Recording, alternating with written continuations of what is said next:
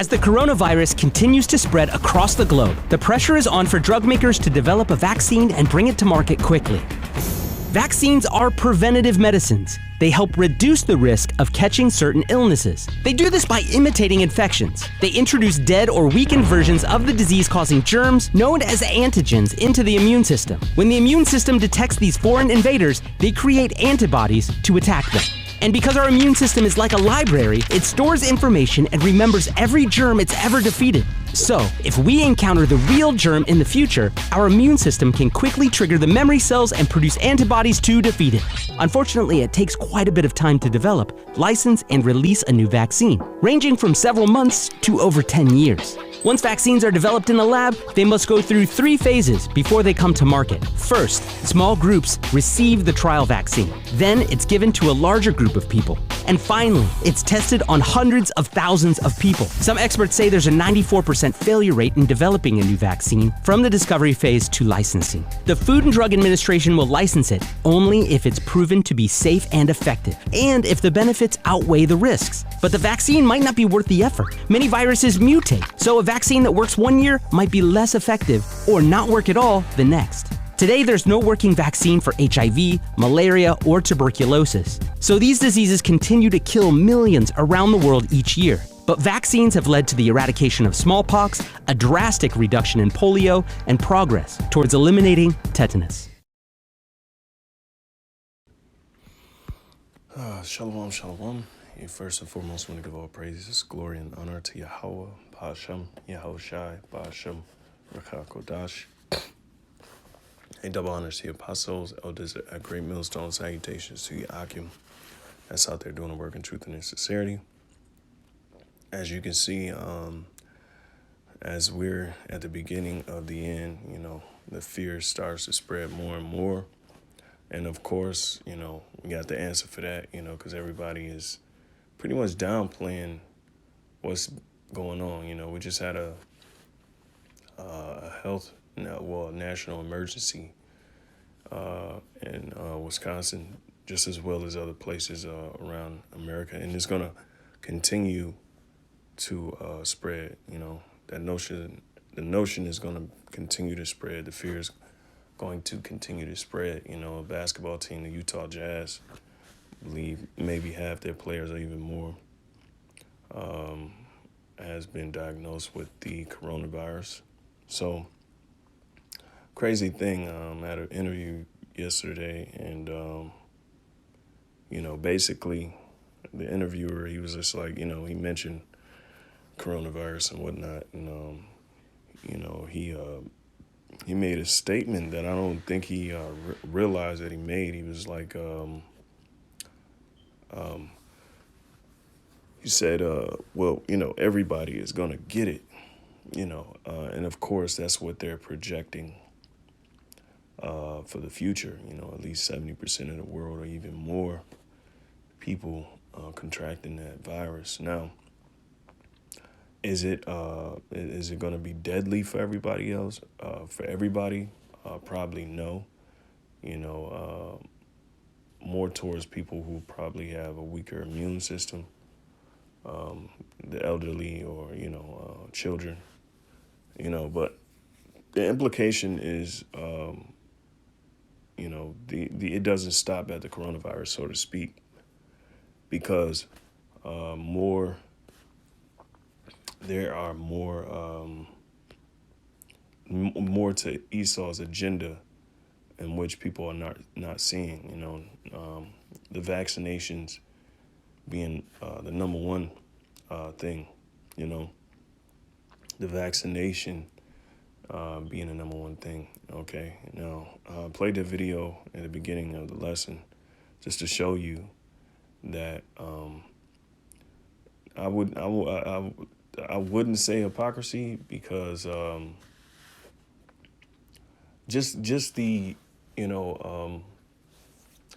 sheer unadulterated lack of understanding that people have, because they're not saying that 94% of all vaccinations are pretty much scrutinized until they reach that marquee level of where they want it. And for this vaccination, of course, it's a little too soon to basically to basically put it out there and have and say that this is basically obsolete or whatever the case may be, or but it's just showing you like they need everybody to be vaccinated, so they can at least have a form of this or a lesser form of this this virus that goes around, so people's immune system can fight against it. And for the most part, the agenda is to get people to contract the virus so they can control the population and in many different ways. Of course, ID 2020 has a lot to do with what's coming up, or and the scare is real, but it's the Lord that's actually putting the fear out there, regardless of what Esau is doing. We know that the Lord uses men to pretty much do his bidding, and that's just what it is. Ain't no other way to slice it. But we headed into some very peculiar times. Get ready for get ready for your lives to change in the most uncomfortable ways. Of course, there's no troops on the streets because it's just a health emergency. And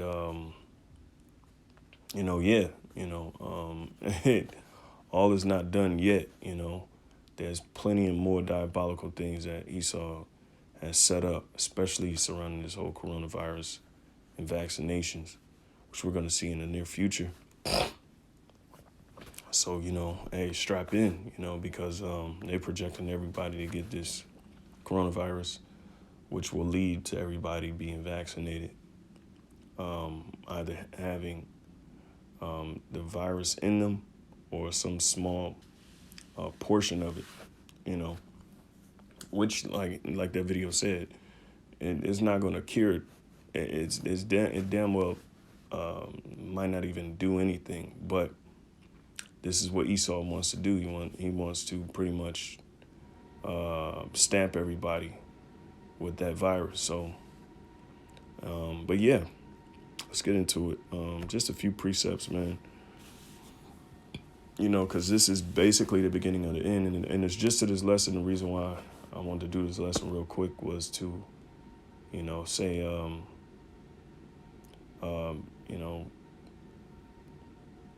people's lives or how we see life as we know it now is going to change drastically.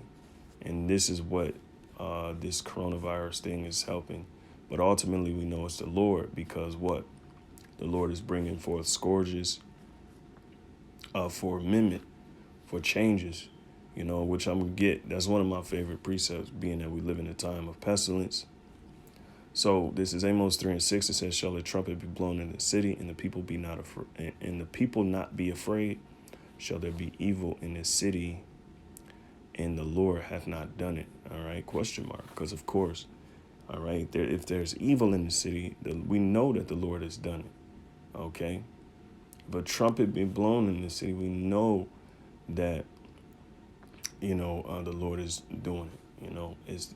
He is the one that pretty much putting it on people's spirit to be afraid. All right, because it's pretty much warning shots, so to speak. Now we know the majority of Jake ain't even looking at this like it's anything to be serious or taken serious, because with Jake it's just jokes and fun and games until there ain't no jokes, fun and games. All right, which we're going to witness in the very near future. All right, because the Lord is going to stop the mouths of these scorners, man. And that's what they are. They're scorners, they're scoffers. You know, everything's a big joke. But the joke's on them. You know, the joke's is on 2/3 of the nation of Israel. The jokes is on you Edomites. Of course, probably, I believe the only one that's really in fear are those old Edomites, you know, because, the elderly can contract diseases, because a little faster, and they can possibly die from it because their immune systems are pretty much waning, right along with their age, and health. But it's all of the Lord, man, and the scriptures answer all things. And so, especially in the times that we live in, all right, let me get my favorite precept real quick. This is 2nd Ezra's, all right, 16. And I'll start at, I started 18, just to hit the points. It says the beginning of sorrows and great mournings, the beginning of famine and great death, Salakia. It says the beginning of wars, and the powers shall stand in fear. The beginning of evils, what shall I do when these evils shall come? All right. So there's right here, there's a level of fear that Ezra is pretty much taking on, that he's able to see. He's able to see our time, okay? And he's able to see the mournings, the death, and the power standing in fear. Of course, the governmental powers, and so that's if Ezra was pretty much, torn up about this thing, shouldn't people be, torn up about this thing? But, we live in an age where folly is exalted to the highest extent, and everything's a freaking joke. Everything's a freaking meme, but the Lord is about to do away with that, man, Here's the point here. Behold, famine and plague, tribulation and anguish are sent as scourges for amendment. So these things are sent as scourges for amendment. All right. And when you go into the word amendment, it means change. All right. Or judgment or change, It means to change. So what is the Lord changing? All right. Of course, a scripture that comes to mind is, let's get it. Ecclesiasticus chapter 10, verses 8. All right, because this is the change that's coming. All right. It says, because of unrighteous dealings, injuries, and riches got by deceit, the kingdom is translated from one people to another. So now, immediately, we should understand that the times that we live in is a translation in kingdoms. Now, of course, this kingdom and the kingdom to come is not going to come by way of,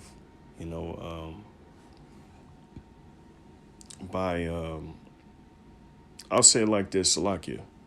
All right. We know the kingdom is going to come by way of evil things. All right. And what proves that?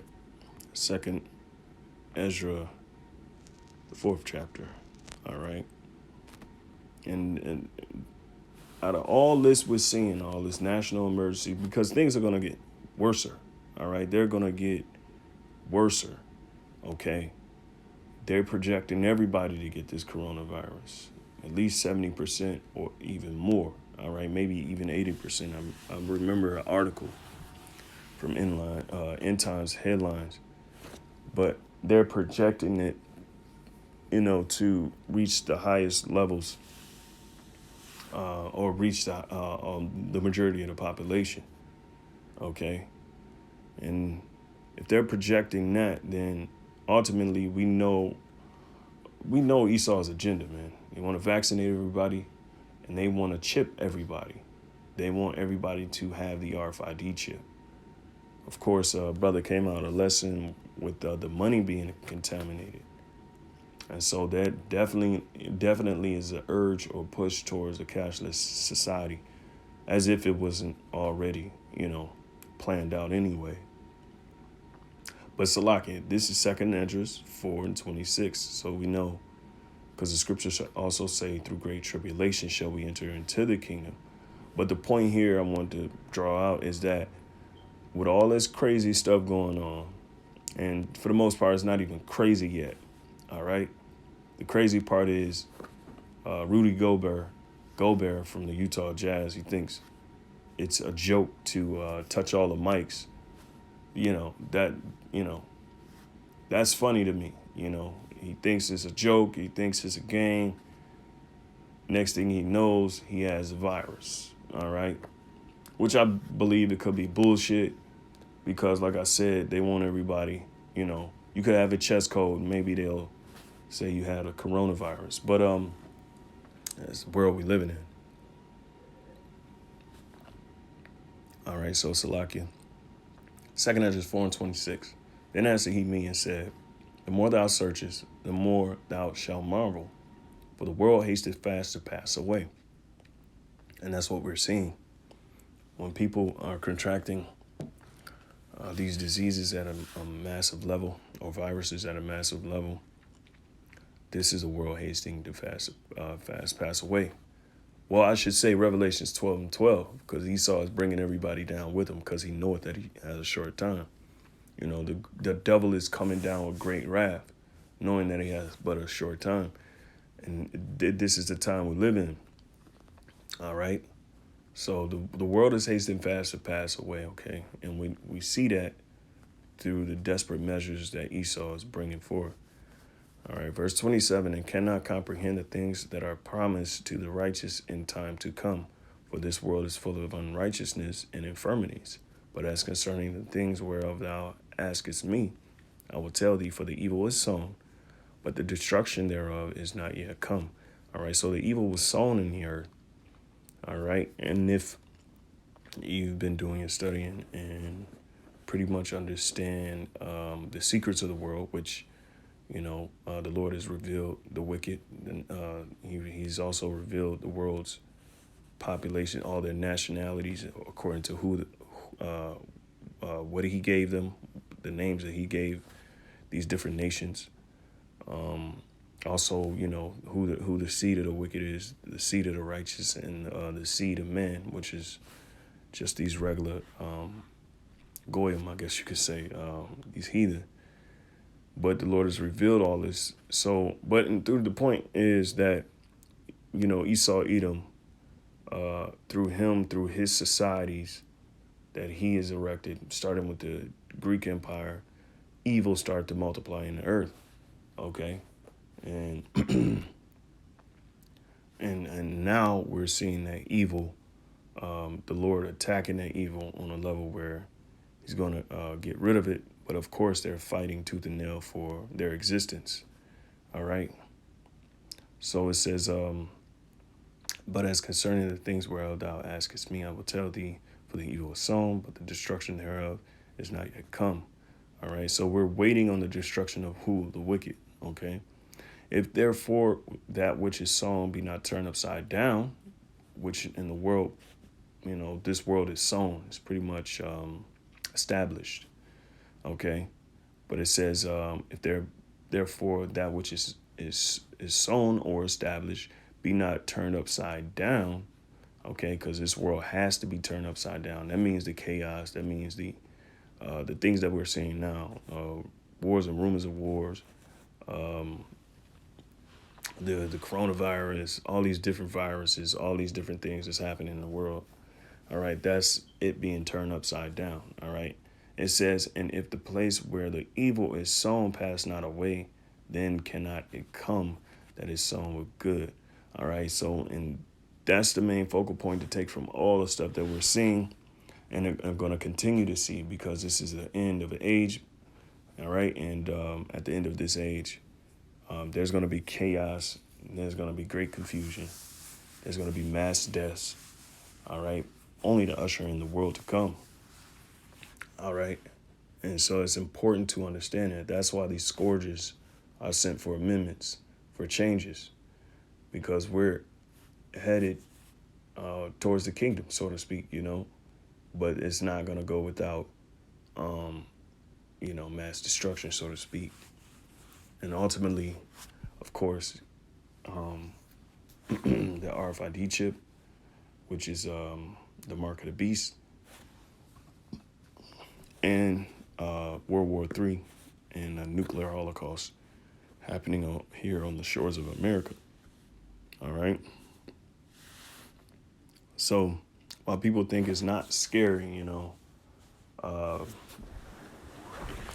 that's fine, because these things have greater implications behind it.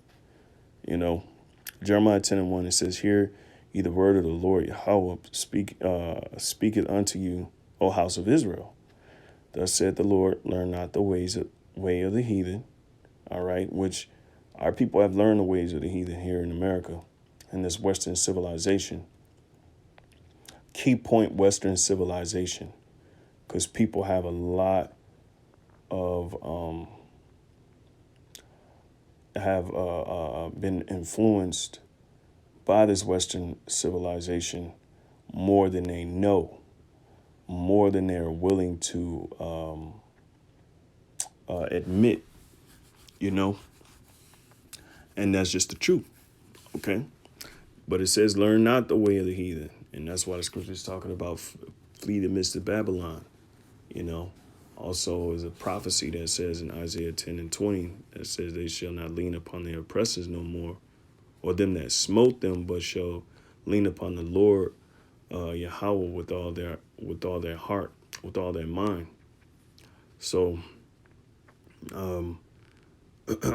you still have those that lean upon oppressors, but the Lord has pretty much called us to get to be weaned from this society. But Salakia, it says, learn not the way of the heathen, and be not dismayed at the signs of heaven. All right, for the heathen are dismayed at them. All right, and of course, coronavirus and all these different things, these are signs of heaven. Okay, it's not just talking about what you see in the skies. All right. All right. So the signs, be not dismayed. Well, let's go into the word dismay first, Salakia. Be not dismayed, Kathath. All right. To be shattered, be broken, be dismayed, be broken. All right. To cause to be dismayed, to terrify, dismay, shatter. To be afraid, be broken, be abolished, to be shattered. All right, so to be broken or be afraid, affrighted. Okay, so we're not supposed to be dismayed. All right, at the what? The signs, which the Hebrew word is a wath.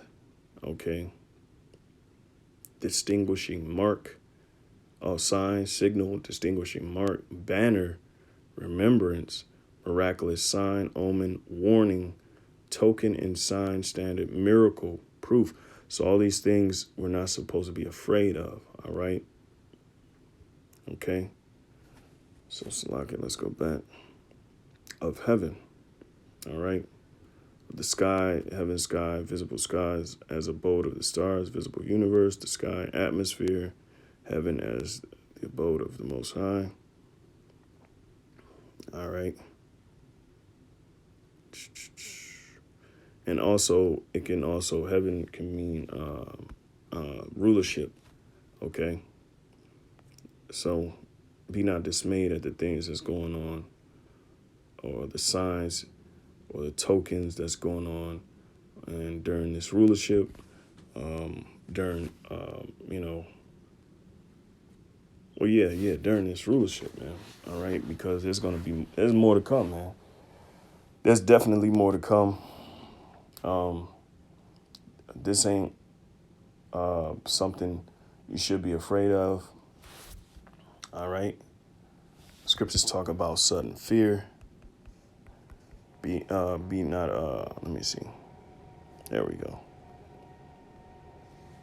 It's Proverbs 3:25. Be not afraid of sudden fear, neither of the desolation of the wicked when it cometh. All right.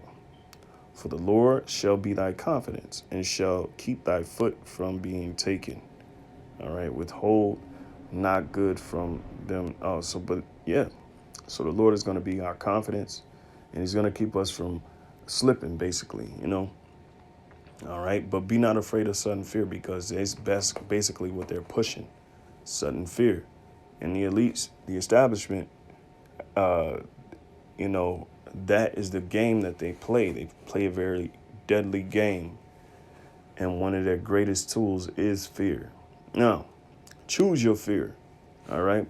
Choose your fear, because you can be afraid of what Esau is pushing, or you can be afraid at the number one guy that's really pushing all this stuff, which is the Lord Yahweh, and understanding it from his will, his perspective, the perspective of understanding his will, and what his will is in what it's sent for, or what the Lord's agenda is. Okay. And like I said, we know a lot of stuff is coming from this coronavirus.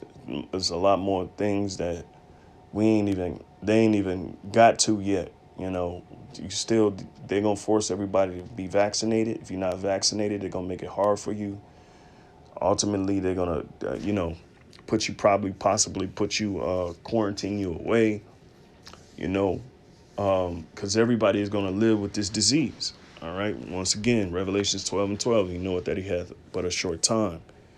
All right. So, there's definitely implications that Esau has, to drive forward. And we know the Lord has his. All right. So Psalm 65:5, it says, by terrible things and righteousness wilt thou answer us, O power of our salvation, who art the confidence of all the ends of the earth, and of them that are far off upon the sea. All right. All right. So by terrible things and righteousness wilt thou answer us. All right. And the Lord, the terrible things is what?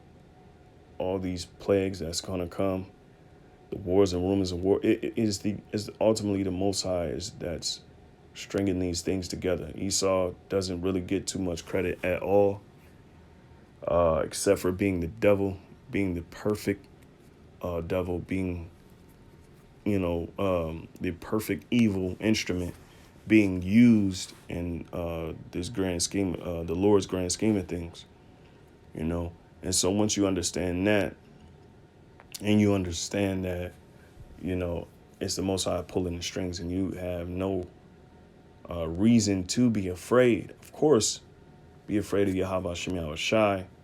And what I mean by afraid, the fear is that starts with his wisdom. Well, it's wisdom, which I'll just get. So Lakia.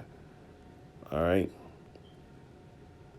Psalms 111:10, it says, the fear of the Lord is the beginning of wisdom.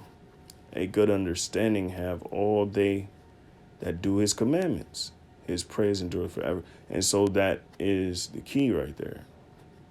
A good understanding have all they that do his commandments. All right. So keeping his commandments to the best of your ability only proves your love, loyalty, and fear towards the Most High, which is wisdom. Okay. Now you can make haste in this society. You can make haste, and you can fear what Esau is pushing. All right. Which Esau ain't pushing nothing. He's pushing it, but really it's the spirit, the motivation behind what he's doing is pretty much was put on him by the Lord. But you can choose to be dismayed. You can choose to be afraid of what Esau is doing. All right. That's why we don't get too caught up into what Esau is doing, basically, because ultimately we know that everything is coming from the Lord. And so, you can make haste all you want. You can be afraid just like everybody else is afraid and not understand and not have a clue what's really going on, you know. And you can allow that fear to take you, or you can allow you can lean upon Yahweh while Yahweh shy with that fear, which is honestly only having fear, love, and loyalty towards his ways and reverencing his ways, you know, to the best of your ability. And of course, praying a lot more, fasting a lot more, because the times that we live in require it, you know. And don't ever think that fasting doesn't work, because if you think that, you know, you should take a second look at the prophets, because whenever they needed something done, or then whenever they needed understanding, whenever they needed anything, even salvation, fasting and prayer was the main ingredients, you know. So don't be an idiot. But with that, Lord willing, this was edifying. Just wanted to touch on that, you know, because we're gonna see a lot more health emergencies or national emergencies without troops. The push is gonna be for vaccinations. Okay, there's gonna be a widespread thing with people being told they had to have vaccinations. You're not gonna be able to take your kids to school. So, you know, they're going to continue to lie in the medical industry, forcing you to take vaccinations, applying pressure. More pressure is going to be applied until the next phase. And everything is happening phase by phase by phase. All right. We're pandemic, mind you. So, you know, that's the number one phase. Let's get the virus out there. The number two phase, let's turn the dials up on the fear. Also, and this ain't, and, you know, probably in no particular order, but definitely something I see projected. Fear of, the pressure of taking vaccinations, to more viruses coming. Also, more authoritative measures, police state possibly, although we don't see it now. Like I said, this is the beginning of the end. And so there's more to come, man. It's more to come, man. And it's the end, but it ain't the end yet, baby. So with that, I'm going to say shalom.